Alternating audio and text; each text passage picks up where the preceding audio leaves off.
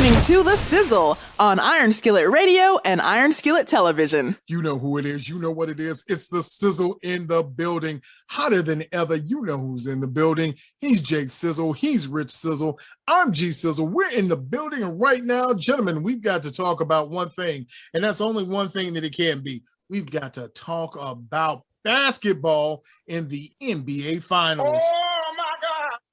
All right, so we got to talk. We got to talk about probably the best. I don't know if it's the best finals of all time. That's what I heard somebody say. But somebody said that this is going to be the greatest final of all time. And there's only one thing I've got to say before we get started, and that's everyone has to do their job. It's possible. Do your job. All right, so yeah, your boy Kevin Garnett said anything possible, but everything not possible. Well, I don't know. I don't know. It was almost possible that Jimmy Butler went back to the finals, but Jimmy Butler did not. He tried his best. And kudos to Jimmy Butler, man, for going out there and giving it all he had. He gave 156% because 4 more percent he probably would have won. I'm just saying, I'm telling you, with 4 more points, they would have won, and we would have had a finals with the Golden State Warriors and the Miami Heat, where the Heat probably would have been swept. But moving forward, now we've got the Boston Celtics and the Golden State Warriors. So, Jay, as the elder statesman here, and the one in the beautiful polo, let's start with you. Why do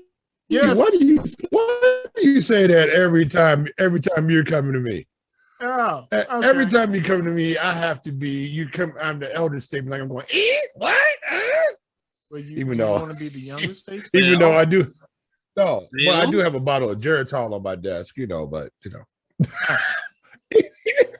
Look, hey, hey, this finals could be epic. But Jayson Tatum and them got to bring it.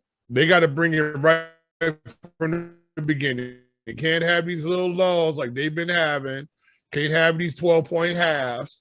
They got to bring it, because now you're dealing with a Warriors team that's got a confident Klay Thompson.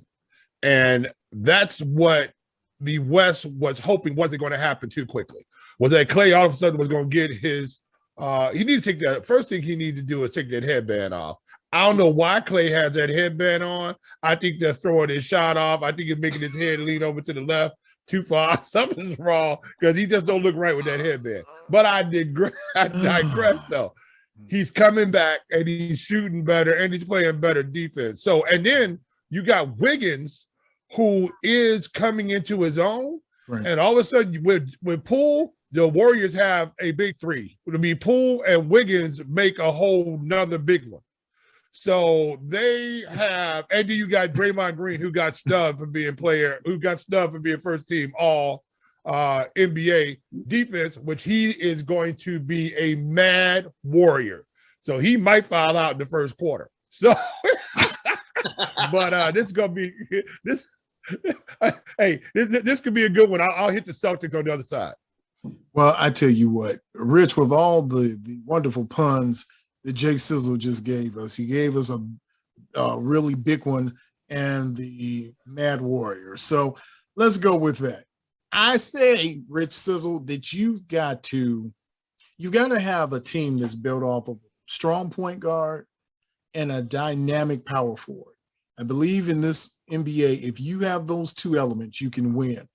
So the Celtics have a dynamic point forward, but the Warriors have a tremendous point forward, power forward, and point guard. So I don't see how this comes out well for the Celtics. Convince me if I'm wrong, Rich Sizzle, that this can come out any other way in the Celtics' favors other than the Warriors getting a drubbing on them. No. Sorry. Okay. The shooting star, I don't think it's gonna happen. No, they're coming in healthy. Both teams are. That was the one thing that I felt like was in the Celtics' advantage all the way through the playoffs. They played teams at a time where they were all hurt. They got past the Bucks without Middleton. which probably would not have happened. The Heat were not fully healthy, dinged up, banged up here and there. Even when you talk about the Bulls, even though they look good, I mean, they have peaked at a good time, but the Bulls were not healthy. So they played a barrage of teams that were injured, and they struggled with those teams.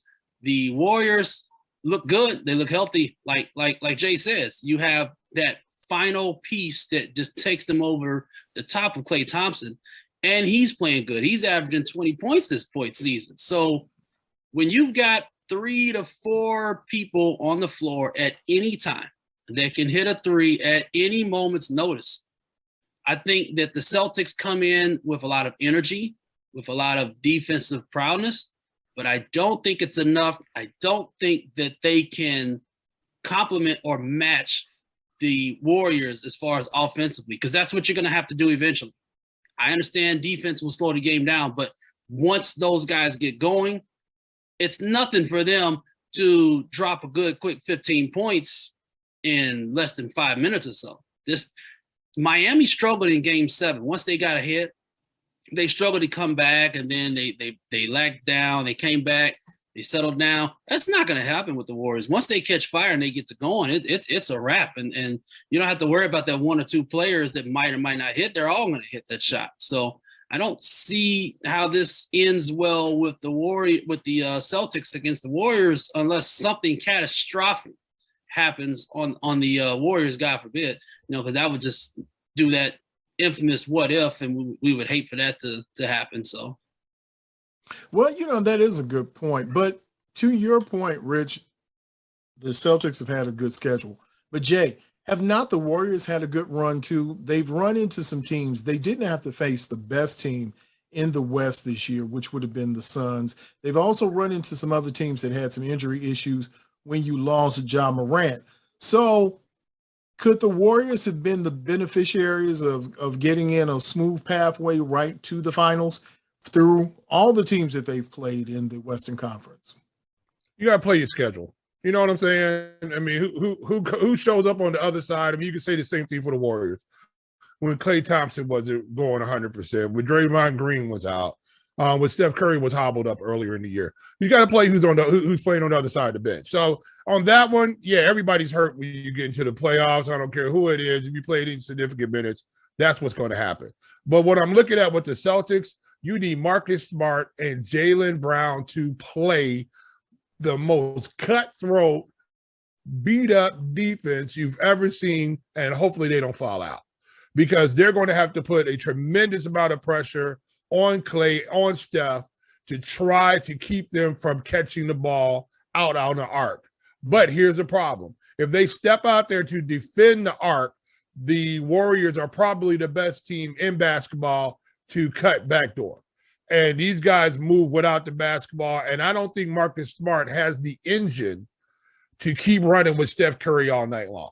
I think Steph's just going to put him on a marathon, and they're just going to run around and go to the water stations, and they're going to pass the baton. And by the fourth quarter's out, Jaylen Brown and Marcus Smart are not going to be closing out on these guys as hard as they were in the first quarter.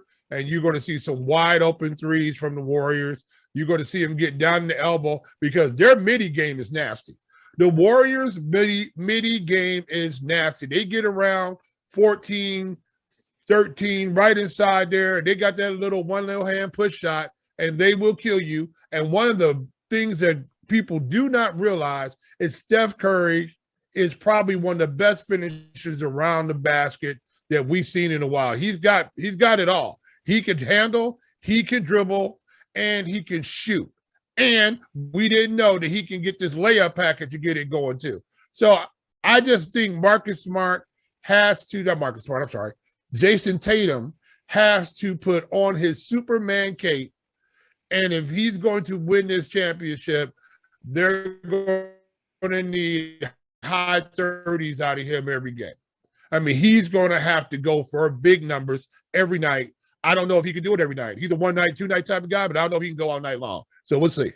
Make sure that you follow us on Twitter, Facebook, and Instagram at Iron Skillet Sports. And remember to like, share, and subscribe to Iron Skillet Sports on YouTube.